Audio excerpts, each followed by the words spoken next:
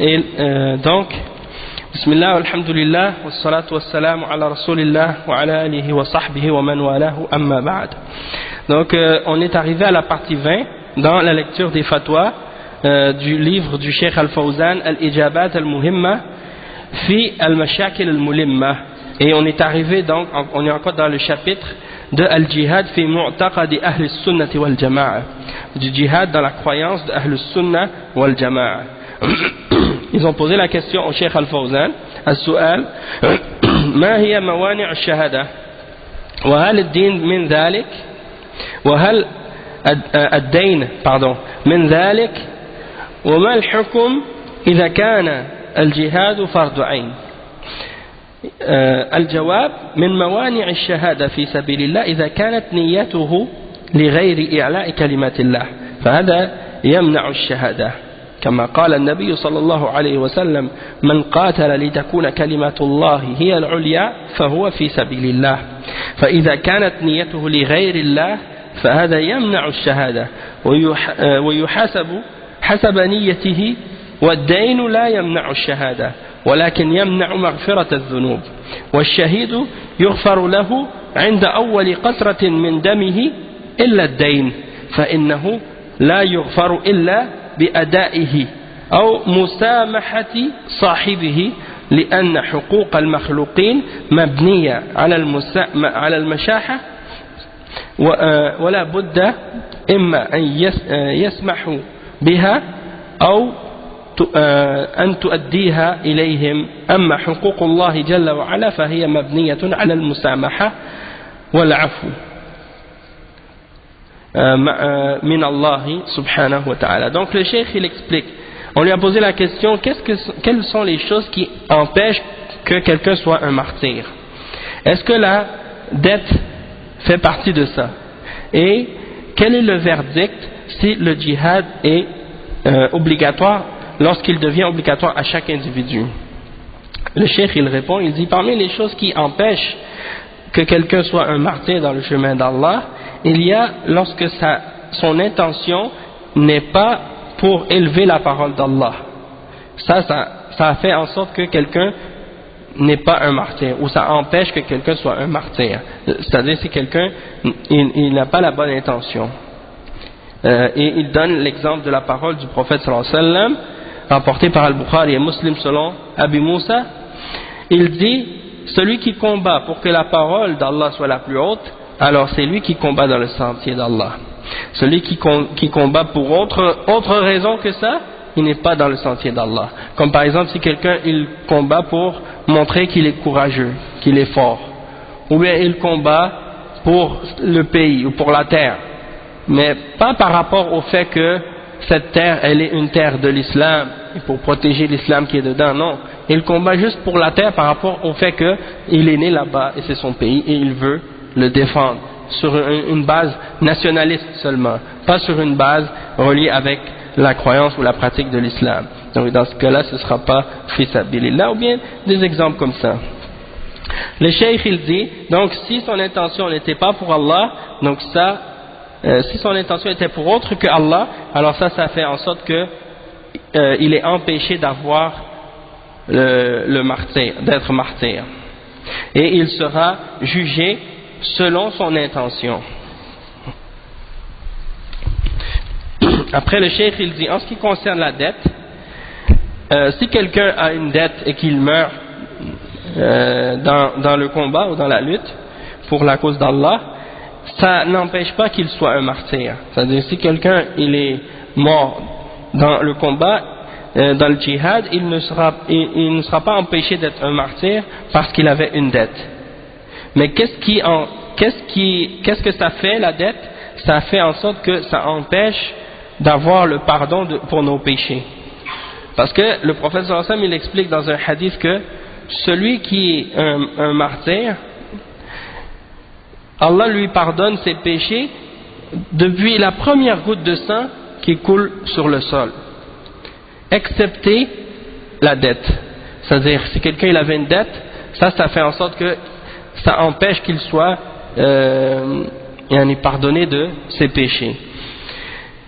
Donc il ne sera pas pardonné de ses péchés excepté s'il a payé sa dette, ou bien que la personne à qui il doit l'a excusé de cette dette. Pourquoi? Parce que la personne, il a un droit envers les créatures. Et les droits envers les créatures sont basés sur la personne envers qui tu as cette dette, ou envers quelqu'un a un droit sur toi, donc il doit t'excuser.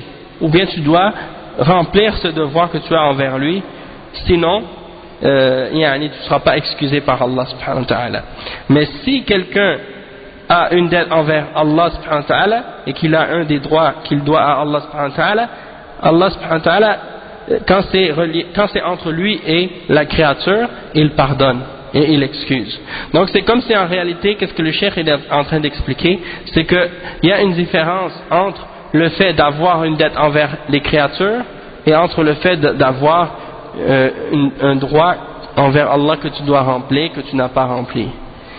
Parce que Allah subhanahu wa ta'ala, il pardonne pour sa créature qui a négligé ou qui a eu un manquement ou qui a fait des fautes ou un péché, il peut lui pardonner.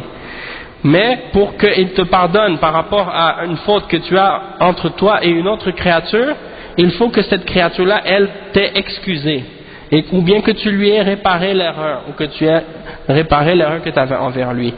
Donc ça c'est une réponse en même temps pour les gens qui disent « Moi j'ai une bonne relation avec Allah, mais il agit mal avec les créatures. » Non, on lui dit dans ce cas-là, peut-être que tu penses que tu as une bonne relation avec les créatures, mais Allah subhanahu wa ta'ala, il ne va pas te pardonner tant que les créatures te pardonnent pour le mal que tu leur as fait ou bien pour un droit qu'ils ont sur toi. Donc tu dois, pour avoir réellement une bonne relation avec Allah subhanahu wa ta'ala, régler les problèmes que tu as avec les créatures. Ensuite, on a posé la question au cheikh. السؤال ما حكم الجهاد في هذا الزمان وأين نجده وهل يجوز لنا أن نقاتل تحت راية حاكم كافر أو مبتدع لأننا في هذه الأحداث أصدر لنا كثير من البينات في هذا الأمر؟ الجواب لا تقاتل تحت راية كافر لأن هذا ليس بجهاد ولا تقاتل إلا تحت راية المسلمين ومع جماعة المسلمين.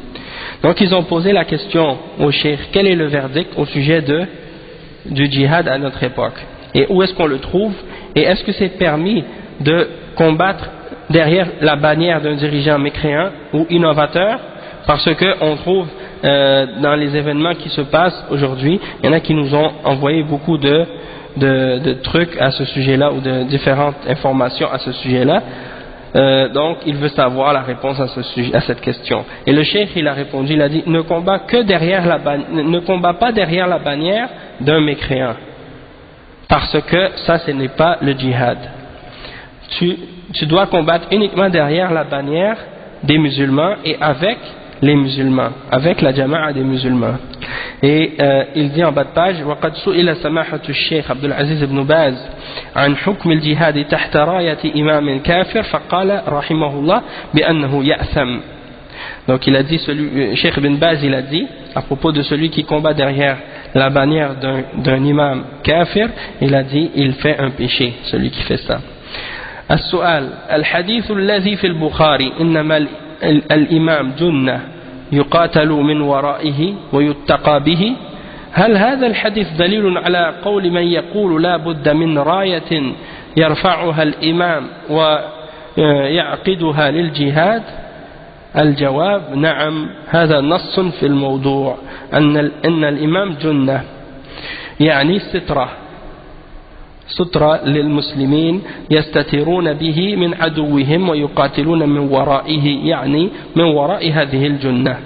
ولا شك أن قيادة المسلمين وإمام المسلمين أنه نعمة عظيمة للمسلمين، يقاتلون معه ويقودهم ويدبرهم ويرى الرأي السديد لهم ويختار لهم، فالإمام نعمة من الله. الإمام يقود الحدود، يقيم الحدود، الإمام يؤدي الحقوق إلى المظلومين، الإمام يبسطه الله به الأمن، يبسط الله به الأمن على البلاد. الإمام نعمة من الله عز وجل. Donc le cheikh il dit le hadith, on lui a posé la question au Cheikh Al-Fawzan, le hadith qui est dans Sahih Al-Bukhari, qui dit que le dirigeant c'est un bouclier derrière lequel on combat et derrière lequel on se protège. Est-ce que ce hadith est une preuve pour celui qui dit que il faut absolument qu'il y ait une bannière que l'imam a élevée, hein, et que c'est lui qui doit déterminer le djihad et le combat? Et le cheikh il répond, il dit oui. Ça c'est un texte clair et une preuve claire dans ce sujet-là, que l'imam c'est le bouclier, c'est-à-dire c'est une barrière derrière laquelle les musulmans se couvrent contre leurs ennemis, et ils combattent derrière cette barrière, hein, ceux qui sont derrière eux, derrière ce bouclier. Ils combattent leurs ennemis de derrière ce bouclier. Et il n'y a pas de doute que le fait d'avoir un responsable ou un dirigeant, un guide, un dirigeant pour les musulmans, ça c'est une grande grâce pour les musulmans. Et ils combattent avec lui, et ils les dirigent, et ils gèrent ils ordonnent, ils gèrent le combat derrière, ils gèrent le combat pour eux. Et ça c'est une grande grâce de la part d'Allah subhanahu wa ta'ala pour les musulmans. Avec son opinion qui est droite, et choisit pour eux qu'est-ce qui est le mieux. Donc l'imam c'est une ni'ma d'Allah. Et l'imam également il établit les peines et il établit les droits envers ceux qui ont été opprimés ou on leur a fait une injustice. Et Allah subhanahu wa ta'ala établit la sécurité sur la terre et dans le pays grâce à ce dirigeant là. Donc c'est une ni'ma qui vient d'Allah subhanahu wa ta'ala. Ici par rapport à ça on voit que c'est très important donc qu'il y ait un ordre dans le combat ou dans n'importe quoi, et même dans les pays non musulmans, les armées elles vont pas partir toutes seules et elles vont pas choisir déterminer comment elles vont procéder dans le combat ou dans la bataille. Il y a toujours un quartier général avec des chefs de l'armée et un président qui a le dernier mot, qui a la décision et qui ordonne les armées et qui les dirige. C'est pas le chaos, hein? Donc eux ils savent ça, et nous les musulmans aussi on a appris ça dans notre religion, qu'il y a une discipline, il y a un ordre, il y a une organisation. C'est pas n'importe qui comme ça qui part des petits groupes, hein, comme ça se passe dans certains pays des fois. Qu'est-ce qui est arrivé? Dans un seul même pays tu peux trouver 10 groupes, 15 groupes. Chacun il prétend qu'il est en train d'établir le djihad, et chacun il a une bannière avec lui, et ils font tous des attaques et des choses, rien n'est coordonné et il n'y a rien qui est en ordre. Ça c'est le chaos, c'est le désordre, et c'est la voie des gens de bid'a et des gens d'égarement qui font ça. Et à la fin ils réussissent jamais à faire rien de bon. À la fin ça se retourne toujours contre eux, et ils ne font que la détruire au lieu d'avancer. Le cheikh on lui a posé l'autre question. Il dit يذهب بعض الشباب في هذه الأيام إلى الجهاد في مناطق متفرقة ويرون أن ذلك فرض عين، وذلك بإفتاء بعض طلاب العلم لهم، فهل فعلهم هذا صحيح؟ الجواب: لا يجوز لهم أن يذهبوا إلا بإذن الإمام، لأنهم رعية، والرعية لا بد أن تطيع الإمام، فإذا أذن لهم فإنه يبقى أيضا رضا الوالدين، فلا يذهب إلا برضا الوالدين، لأنه جاء رجل إلى النبي صلى الله عليه وسلم فاستأذنه في الجهاد فقال: أحي والداك؟ قال: نعم. قال: ففيهما فجاهد، فأرجعه إلى والديه، فدل على أنه لا بد من إذن الوالدين بعد إذن ولي الأمر. Donc le cheikh il dit, on lui a posé la question, il y a des jeunes aujourd'hui qui veulent aller, ils disent qu'ils veulent aller au djihad dans différentes régions, et ils considèrent que c'est une obligation qui est fard ayn, obligatoire à chacun, et ils se basent là-dessus sur certaines fatwas que certains étudiants leur donnent. Est-ce que c'est correct? Qu'est-ce qu'ils font? Le Cheikh Al-Fawzan il dit ce n'est pas permis pour eux de partir sans la permission du dirigeant, parce qu'ils sont des sujets, et les sujets ils doivent obéir, c'est-à-dire ils sont des sujets de ce dirigeant, ils sont sous l'autorité de ce dirigeant, et les sujets ou les citoyens ils doivent obéir à leur dirigeant. Et si le dirigeant leur donne la permission de partir, il reste encore l'agrément des deux parents. Il ne peut pas partir excepté s'il a l'agrément de ses deux parents pour partir au djihad. Donc, il mentionne le hadith qui est rapporté par Al-Bukhari et Muslim, selon Abdullah ibn Amr, radiyallahu anhuma, dans lequel il dit, un homme est venu voir le prophète Muhammad sallallahu alayhi wa sallam pour lui demander la permission pour aller au djihad. Alors il lui a demandé, est-ce que tes parents sont encore en vie? Il a dit oui, mes deux parents sont encore en vie. Il a dit, alors dans ce cas-là, fais ton djihad en t'occupant bien d'eux. Wa alaykum salam wa rahmatullahi wa barakatuh. Donc en ce cas-là, fais ton djihad en t'occupant bien de tes deux parents. Donc le cheikh il dit, il l'a renvoyé vers ses deux parents. Et ça c'est la preuve que il faut absolument avoir la permission des deux parents après avoir eu la permission du dirigeant. السؤال قام فضيلتكم بتقريض لكتاب بعنوان رسالة الإرشاد إلى بيان الحق في حكم الجهاد، فهل تنصح بقراءة هذا الكتاب لفضيلة الشيخ أحمد النجمي؟ الجواب: نعم، الكتاب رد على بعض المنتسبين إلى العلم الذين يقولون يجب على الناس أن يذهبوا ويجاهدوا ولو لم يرضى والدوهم، فالشيخ أحمد رد عليه وبين أغلاطه في هذه المسألة فهو كتاب جيد. Donc le cheikh il dit, on a posé la question au cheikh, vous avez écrit une comment on dit taqrid?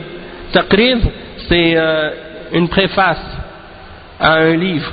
Donc le cheikh Al-Fawzan il a écrit une préface à un livre, en même temps c'est une sorte de recommandation aussi pour un livre qui s'intitule Al-Irshad ila Bayan Hukm al-Jihad, c'est-à-dire l'orientation vers la clarification de la vérité au sujet du djihad.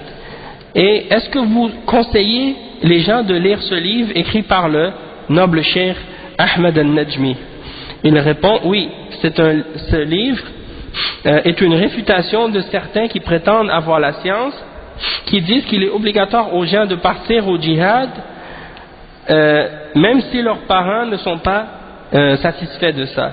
Et le cheikh Ahmed a réfuté celui-là en clarifiant son erreur à ce sujet-là. Et c'est un livre qui est très bon. Et le livre, il a été publié, c'est un livre très bon justement pour réfuter ceux qui disent que c'est pas obligatoire de demander aux parents la permission pour aller au djihad.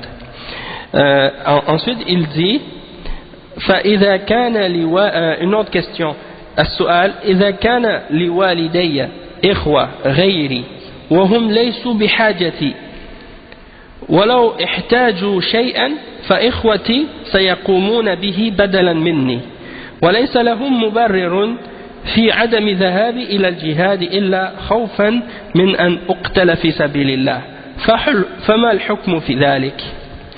الجواب: الحكم أنك تطيع والدك ولو كان له 100 ولد ولو كانوا يقومون بما يحتاج إليه ما دام أنه قال لك لا تذهب تجب عليك طاعته والبر به إذا كنت تريد الأجر. أما إذا كنت تريد أن تركب رأيك فهذا راجع لك أنت، لكن إذا كنت تريد الأجر والثواب فأطع والدك ولا تخرج معه وهو غضبان، ولا تخرج منه وهو غضبان أو أنه ما أذن لك، لأن حقه بعد حق الله سبحانه وتعالى. لكن بعض الناس يحتقر والده، يقول والدي ما له رأي، ما عنده فكر، لا يعرفوا شيئا يحتقرون والديهم والعياذ بالله ولا يرجعون إليهم ويعتبرون أنفسهم أنهم أحسن رأيا من آبائهم وهذا لا يجوز. Donc le cheikh il répond, il dit, si mon père il a d'autres frères, il a d'autres fils, pardon, mon père il a d'autres fils, il n'a pas que moi, et il n'a pas besoin de moi, parce que si mon père a un besoin de quelque chose, mes autres frères peuvent lui donner ce qu'il a besoin, il n'a pas besoin de moi. Et donc il ne peut pas utiliser ça comme un prétexte pour m'empêcher de partir au djihad, excepté la seule raison c'est qu'il a peur que je sois tué dans le chemin d'Allah. Quel est le verdict à ce sujet-là? Le cheikh il dit al-hukmu annaka tuti'u walidaka walau kana lahu mi'at walad. C'est-à-dire le verdict à ce sujet-là c'est que tu dois obéir à ton père même s'il avait 100 enfants, même s'il avait 100 fils, tu dois lui obéir, même si chacun d'entre eux donnait à ton père ce qu'il avait besoin. Du moment que c'est ton père et qu'il t'a dit n'y va pas, alors c'est obligatoire pour toi d'obéir à ton père et d'être bon envers lui si tu veux la récompense. Mais si tu veux suivre ton opinion toi, alors ça revient à toi. Mais si tu veux la récompense, alors obéis à ton père et ne sors pas alors qu'il est en colère contre toi, ou bien qu'il ne t'a pas permis et tu sors. Non. Ok? Il dit son droit qu'il a sur toi, il vient tout de suite après le droit d'Allah. Hein? On voit dans le verset dans le Coran quand Allah subhanahu wa ta'ala dit وَقَضَى رَبُّكَ أَلَّا تَعْبُدُوا إِلَّا إِيَّاهُ وَبِالْوَالِدَيْنِ إِحْسَانًا. Ton Seigneur a ordonné que tu n'adores rien d'autre que lui et que tu sois bon envers les deux parents. Donc tout de suite après le droit d'Allah il y a le droit de tes parents. Donc il dit le droit de ton père vient après le droit d'Allah, mais il y a des gens qui méprisent leur père et qui disent mon père il n'a pas d'opinion correcte, ou il pense pas, ou il sait rien, et ils méprisent leur père, que Allah nous préserve, et ils ne retournent pas vers leur père et ils ne considèrent pas l'opinion de leur père comme étant meilleure que leur opinion à eux, et donc ils pensent que leur opinion à eux est meilleure que l'opinion de leur père, et ça ce n'est pas permis. Le cheikh on lui a demandé après السؤال هل يجوز الخروج للجهاد بدون إذن ولي الأمر مع وجود رضا الوالدين.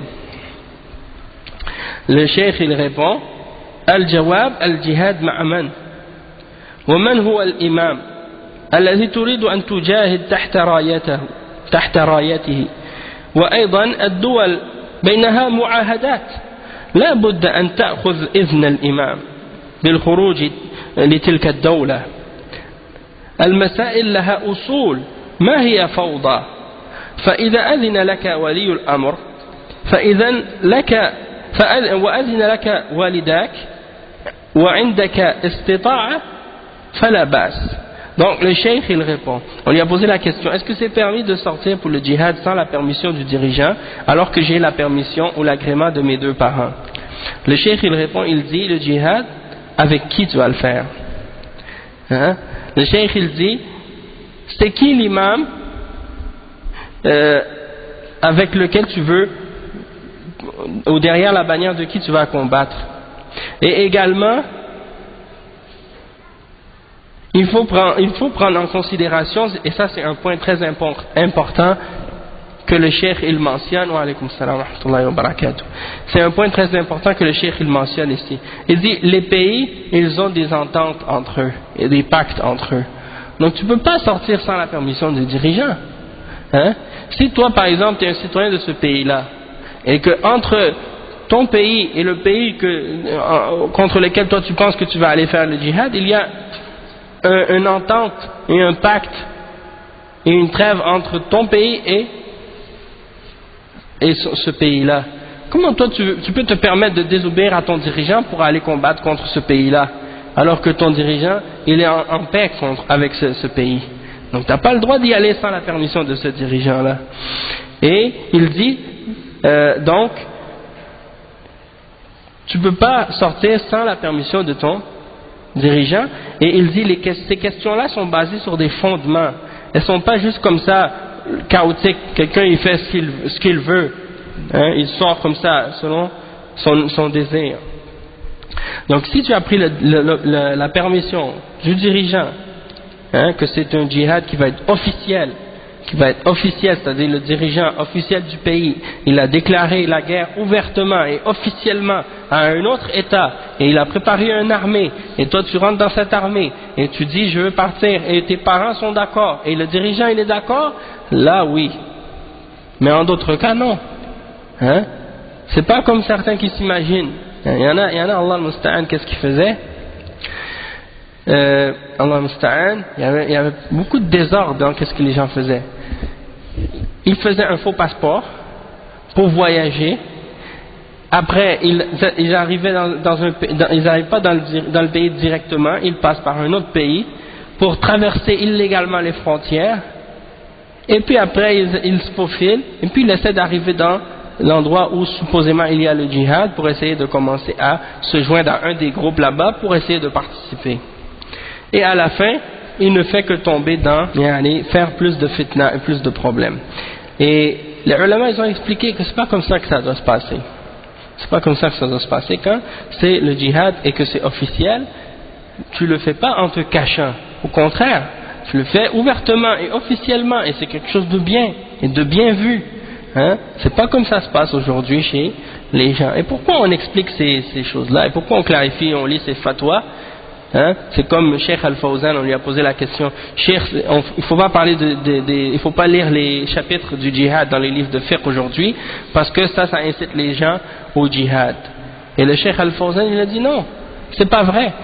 Quand on parle du djihad, au contraire, c'est pas pour inciter les gens à faire le djihad comme les gens ils le font incorrectement aujourd'hui, c'est justement pour pouvoir réfuter les fausses idées que ces gens-là propagent, parce que si on n'en parle pas, c'est là que les ignorants en profitent pour en parler et dire à ce sujet-là des choses qui sont contraires au Coran et contraires à la Sunna, et puis après les gens dévient et ils s'égarent. D'accord? Donc ça c'est important de le comprendre correctement. Donc le cheikh il dit ensuite, on va lire une dernière fatwa, puis après on va s'arrêter. Le cheikh il dit, as-su'al, on lui a posé la question, ما حكم الذهاب إلى الجهاد دون إذن ولي الأمر ومع أنه يغفر للمجاهد من أول قطرة من دمه وهل يكون شهيدا؟ الجواب لا يكون مجاهدا إذا عصى ولي الأمر وعصى والديه وذهب فإنه لا يكون مجاهدا بل يكون عاصيا. Donc on a posé la question au cheikh. Il y en a qui posent des questions comme ça, il y en a qui amènent des shubuhat en voulant dire, ils ont posé la question, cheikh, c'est quoi le verdict du fait de partir pour le djihad sans la permission du dirigeant, alors qu'on sait que le mujahid, Allah va lui pardonner tous ses péchés à partir de la première goutte de sang qu'il perd. Et est-ce qu'il va être shahid s'il part sans la permission du dirigeant?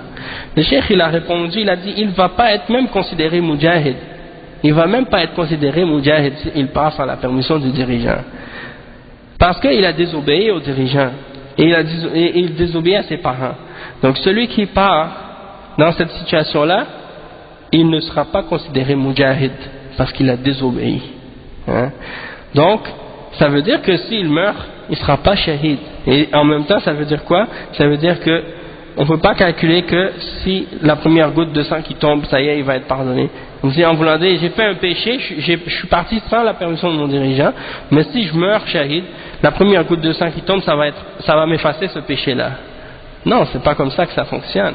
On ne peut pas jouer comme ça avec la religion.